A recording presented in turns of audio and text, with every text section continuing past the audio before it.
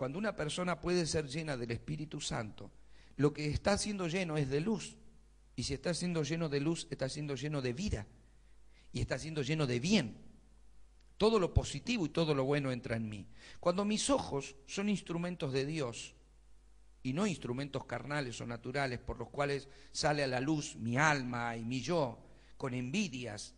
Por eso dice que cuando alguien mira con envidias, envidia y orgullo. Si yo estoy generando desde mi alma envidia y orgullo a la hora de mirar a alguien o de mirar algo, indudablemente eso va a afectar todo mi ser. Es decir, la tiniebla entra en mi vida, entra el mal a mi vida por causa de que mi alma generó que mis ojos miraran con envidia y con orgullo. ¿Me está comprendiendo? La carencia de Dios en mí le da lugar a las tinieblas, le da lugar al mal. Dios no generó el mal, yo lo estoy generando. Eso es lo que ha hecho el ser humano desde Adán. Por eso el concepto de Albert Einstein es bueno, porque lo que él está practicando, lo que él está diciendo es, si el hombre nunca hubiese quebrado la voluntad de Dios, si el hombre en sí no hubiese hecho caso al diablo, que se manifestó a través de la serpiente, indudablemente nunca hubiese sido el mal parte de la vida de los hombres, ¿sí? Entonces, ¿dónde se ve el primer concepto en la historia en sí que Dios nos permite ver revelado el mal? En el diablo. Cuando siendo un querubín precioso, lleno de luz, se llena de maldad por causa de sus contrataciones o de sus comercios, la iniquidad se halló en él y eso le dio lugar al pecado. Eso es lo que dice Ezequiel. Ahora, nosotros hemos estudiado la iniquidad y aunque ahora vamos a compartir otra serie sobre la iniquidad en cualquier momento, nosotros sabemos que la iniquidad es la raíz que genera pecado, ¿sí? Es la raíz que genera en una persona, es lo que genera pecado. Luego está el fruto, que es el pecado en sí, pero la iniquidad es la raíz que lo produce. Entonces quiere decir que él, a pesar de estar lleno de luz, a pesar de vivir en la comunión con Dios, a pesar de tener cosas a su favor, empezó a dejar entrar el mal. Yo estuve buscando en diferentes versiones y me leí varias versiones de la Escritura ese pasaje de Ezequiel. Entonces, habla de que esa violencia, habla de, en algunos pasajes lo manifiesta como la violencia se generó en sus comercios, como que se puso despiadado en querer sacar ventaja. Es como que entró el deseo, se corrompe él, y poco a poco entró eso en su vida. Cuando él se llena de maldad y peca, ya no puede coexistir con la luz, entonces tuvo que ser expulsado. Dios no lo creó con eso lo generó sus actitudes. Es decir, él comerciando y teniendo sus contrataciones, no lo sabemos, no me pueden pedir que yo explique cuál era su comercio, porque no lo sabemos, pero que indudablemente él convenció a una cuarta parte del cielo para que lo siga, es porque algo le estuvo ofreciendo a los ángeles caídos. Es decir, hubo ángeles que aceptaron seguirlo, algo les estaba ofreciendo, ¿sí?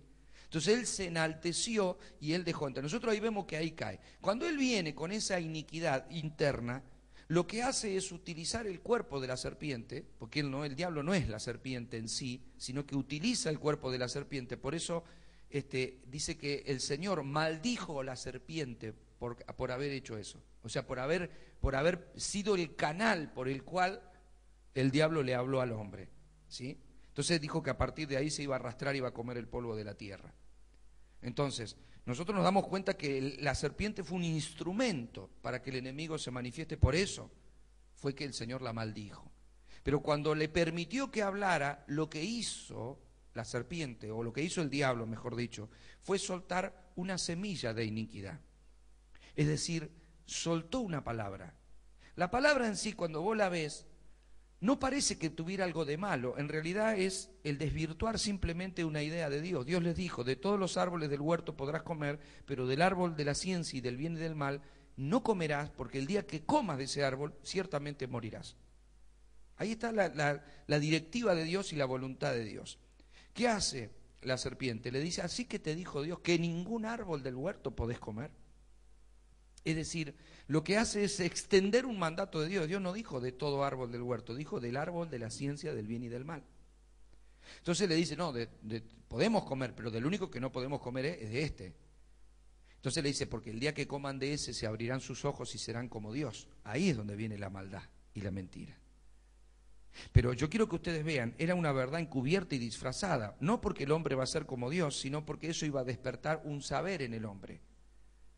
Ese saber en el hombre fue el que lo hizo pecar, porque al saber de manera personal, fíjense que el árbol era de la ciencia del bien y del mal. Quiere decir que vos podés estar hablando el bien y aún así estar fuera de la voluntad de Dios.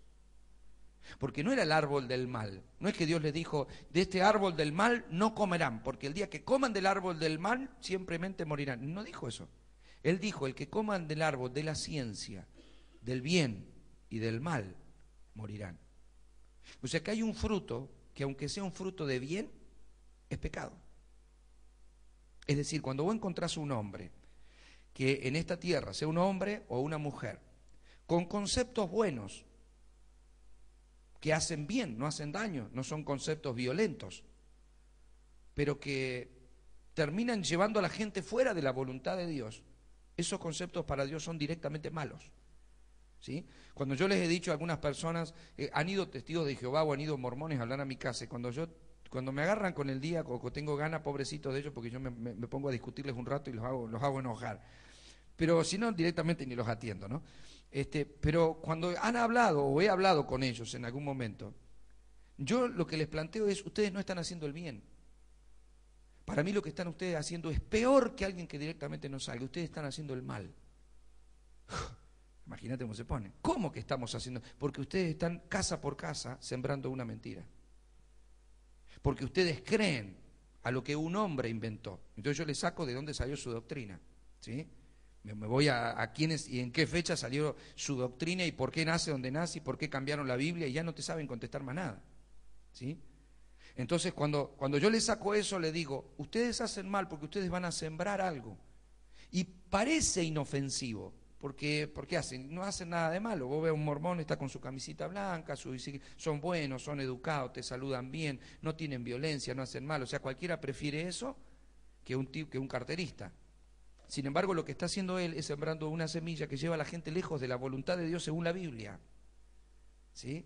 La Biblia dice que el que gritare o añadiere al libro será maldito, o sea, anatema, y ellos tienen el libro del mormón. Entonces, vos cuando lees la historia, vos te das cuenta que se bautizan en el nombre de los muertos y que hacen un montón de cosas que son una abominación a Dios. Pero cuando se presentan en su apariencia y con su idea buena de amor y de ayuda, vos te la crees de que es bueno lo que están haciendo. Pero ¿saben qué? Ese es el árbol de la ciencia del bien y del mal.